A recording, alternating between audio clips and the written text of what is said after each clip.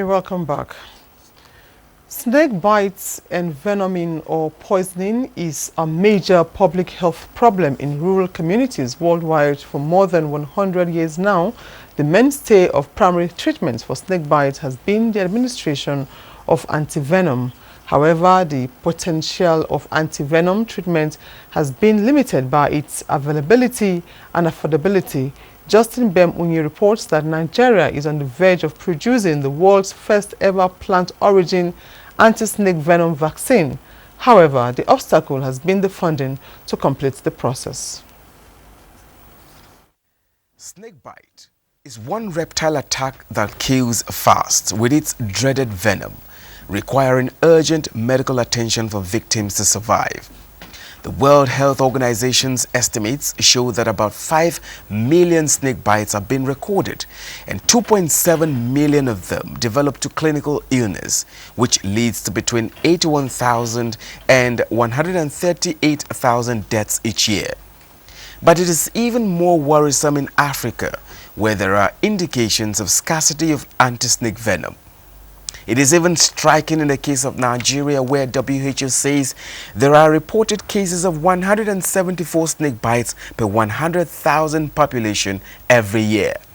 The records have shown that carpet viper is responsible for 90% of bites and 60% of deaths, and to an extent, the African cobras and puff adders have also proven to be the cause of mortality and mobility.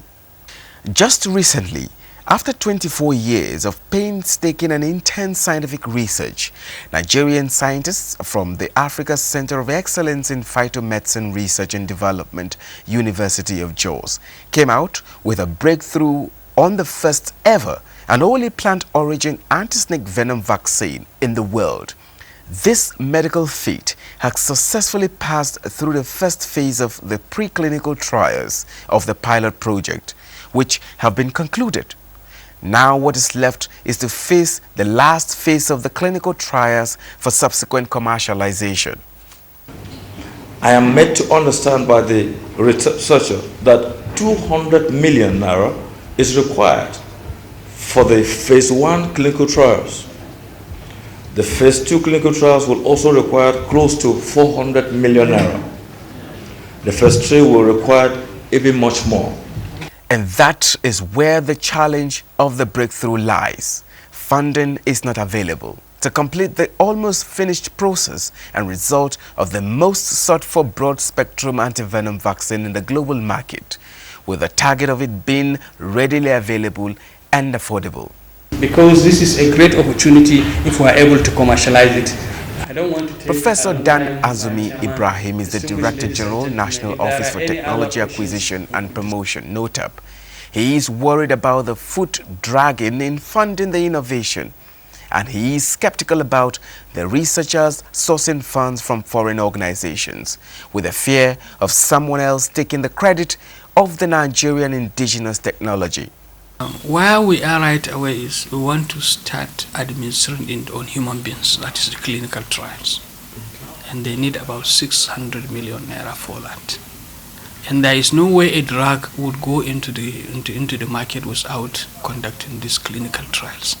But unfortunately, there is no any institutional framework to provide that funding. So we have opportunity, but I don't know really where we are going to get this money. We've been trying outside the country, some organizations are showing interest. But the danger is this is our technology. If we are not careful, somebody will take it and begin to milk us out of it. Key players say this is a clarion call for Nigeria to rise up to the challenge and pride ourselves in the science and technology sector. This is to take a spot on the world map in this giant stride of achievement, which the experts say will not only be a relief for the snakebite menace in the African sub-region, but also a source of economic boost. In Abuja, Justin Bem-Unyi, NTA News.